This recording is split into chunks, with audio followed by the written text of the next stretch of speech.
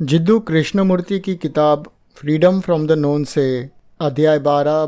कृपया मेरे साथ थोड़ा और आगे बढ़े। ये काफ़ी जटिल हो सकता है, काफ़ी सूक्ष्म हो सकता है, लेकिन कृपया इसके साथ चले।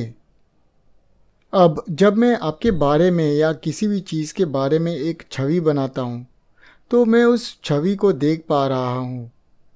इसलिए एक छवि है और उस छवि को देखने वाला है। मैं किसी को देखता हूँ लाल कमीज़ के साथ, और मेरी तत्काल प्रतिक्रिया यह है कि मुझे यह पसंद है या मुझे यह पसंद नहीं है। पसंद या नापसंद मेरी संस्कृति का परिणाम है, मेरे परीक्षण, मेरे संघों, मेरे झुकाव, मेरी अर्जित और विरासत में मिली विशेषताओं का परिणाम है। यह उस केंद्र से मैं देखता हूँ और अपना निर्णय लेता हूँ, और इस प्रकार पर्यवेक्षक उस चीज़ से अलग होता है जिसे वह देखता है। लेकिन पर्यवेक्षक एक से अधिक छवि से अवगत है। वो हजारों चित्र बनाता है, लेकिन क्या पर्यवेक्षक इन छवियों से अलग है? क्या वह सिर्फ एक और छवि नहीं है? वो हमेशा से जो वो है उसमें जोड़ रहा है या उससे घटा रहा है। वह एक जीवित चीज़ है जो हर समय तोल रहा है, तुलना कर रहा है, निर्णय ले रहा है, सुधार कर रहा है और बदल रहा है, क्योंकि उसके ऊपर बाहर से और भीतर से दबाव है। चेतना के क्षेत्र में रहना, जो उसका अपना ज्ञान, प्रभाव और अनगिनत गणना है। उस समय जब आप पर्यवेक्षक को देखते हैं जो आप स्वयं हैं, तो आप देखते हैं कि वो यादों, अनुभवों, दुर्घटनाओं, प्रभावों, परंपराओं और दुखों की अनंत किस्मों से बना है। वे सभी अतीत हैं। इसीलिए पर्यवेक्षक अतीत और वर्तमान दोनों हैं, और कल प्रतीक्षा कर रहा है और वह भी उसका एक हिस्सा है। वह आधा जीवित है और आधा मृत है, और इस मृत और जीवन के साथ वह देख रहा है, मृत और जीवित पत्ती के साथ। और उस मन की स्थिति में जो समय के क्षेत्र के भीतर है, आप पर्यवेक्षक डर को, ईर्ष्या को, युद्ध को, परिवार को, उस बदसूरत संलग्न परिवार को परिवार कहते हैं। और आपने जो देखा है उसकी समस्या को हल करना चुनौती है, क्योंकि वो हमेशा नया है। आप हमेशा नए को पुराने के संदर्भ में अनुवाद कर रहे हैं, और इसीलिए आप हमेशा से संघर्ष में हैं। एक छवि पर्यवेक्षक के रूप में अपने आसपास और खुद के अंदर दर्जनों अन्य छवियों को देखता है, और वो कहता है, मुझे यह छवि पसंद है, मैं इसे रखूँगा, या मुझे वह छवि पसंद नहीं है, इसलिए मैं इससे छुटकारा चाहूँगा। लेकिन पर्यवेक्षक खुद विभिन्न छवियों द्वारा एक साथ बना है, और वह छवियाँ विभिन्न अन्य छवियों की प्रतिक्रिया के माध्यम से अस्तित्व में आए हैं। तो हम एक बिंदु पर आते हैं जहाँ हम कह सकते हैं पर्यवेक्षक भी सिर्फ एक छवि है, केवल उसने खुद को अलग किया है और अवलोकन करता है। यह पर्यवेक्षक जो विभिन्न अन्य छवियों के माध्यम से अस्तित्व में आया है, वो खुद को स्थायी समझता है, और उसके द्वारा बनाई गई छवियों के बीच वहाँ एक विभाजन, एक समय अंतराल आता है। यह उसके और उन छवियों के बीच संघर्ष पैदा करता है जिन्हें वो अपनी परेशानियों का कारण मानता है। तो फिर वो कहता है, मुझे इस संघर्ष से छुटकारा पाना चाहिए।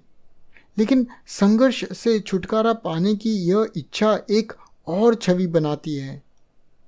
इस सब के बारे में जागरूकता, जो वास्तविक ध्यान है, ने खुलासा किया है कि अन्य सभी छवियों के साथ एक केंद्रीय छवि बनती है, और यह केंद्रीय छवि एक पर्यवेक्षक, सेंसर, अनुभवी, मापने वाला न्यायाधीश है, जो जीतना चाहता है या अन्य छवियों को अपराजित करना चाहता है या उन्हें पूरी तरह से नष्ट करना चाहता है।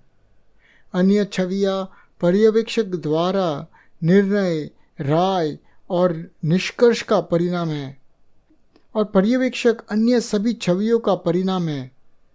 इसीलिए पर्यवेक्षक ही प्रेक्षित है।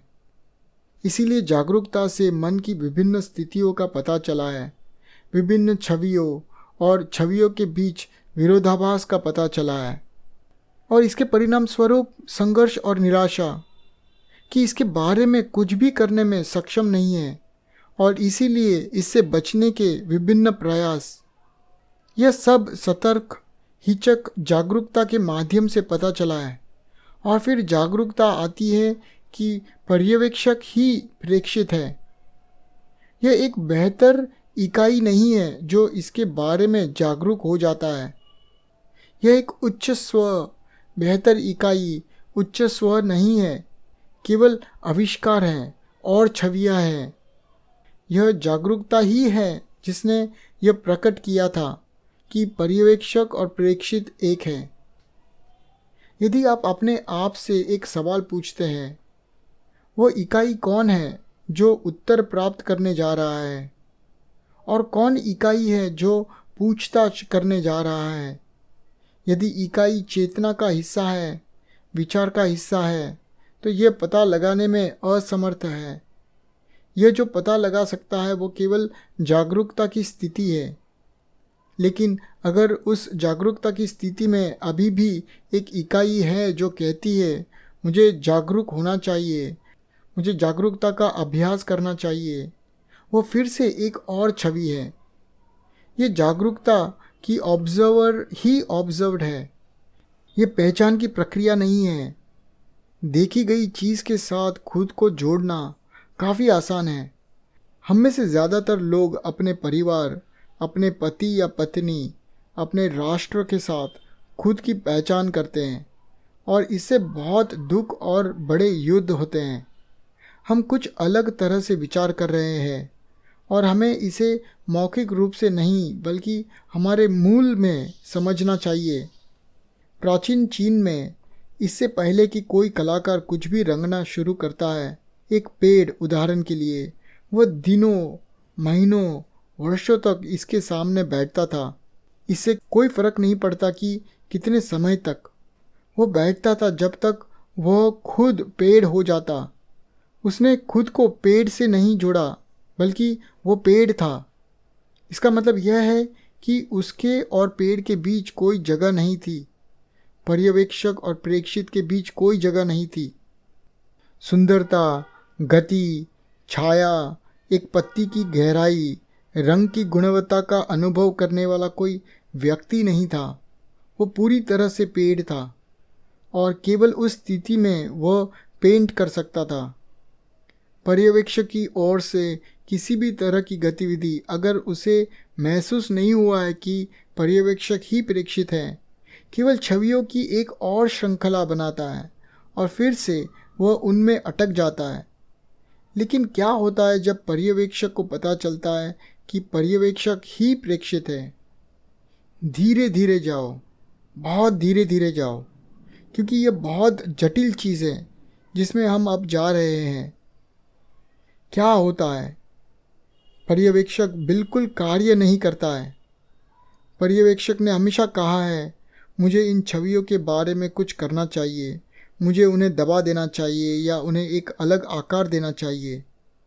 प्रेक्षित के संबंध में वह सदैव सक्रिय है, अभिनय और उत्साह से या आकस्मिक रूप से प्रतिक्रिया देने, और पर्यवेक्षक की ओर से पसंद और नापसंद की इस क्रिया को सकारात्मक कार्रवाई कहा जाता है। मुझे पसंद है इसीलिए मुझे पकड़ना चाहिए, मुझे नापसंद है इसलिए मुझे छुटकारा चाहिए। लेकिन जब पर्यवेक्षक को पता चलता है कि जिस चीज़ के बारे में वह कार्य कर रहा है वो खुद है, तो उसके और छवि के बीच कोई संघर्ष नहीं है। वह वही है, वह उससे अलग नहीं है। जब वो अलग था, उसने किया या करने की कोशिश की इसके बारे में कुछ, लेकिन जब पर्यवेक्षक को पता चलता है कि वही वह है, तो कोई पसंद या नापसंद नहीं होता है, और संघर्ष पूरी तरह से ख़त्म हो जाता है। उसके लिए क्या करना है? अगर कुछ आप है तो आप क्या कर सकते हैं? आप इसके खिलाफ बगावत नहीं कर सकते, या इससे भाग नहीं सकते, या इसे स्वीकार भी नहीं कर सकते। वो वह है, तो सभी क्रिया जो पसंद नापसंद की प्रतिक्रिया का परिणाम है, समाप्त हो गई है। तब आप पाएंगे कि एक जागरूकता है जो जबरदस्त रूप से जीवित है। यह किसी केंद्रीय मुद्दे या किसी भी छवि के लिए बाध्य नहीं है।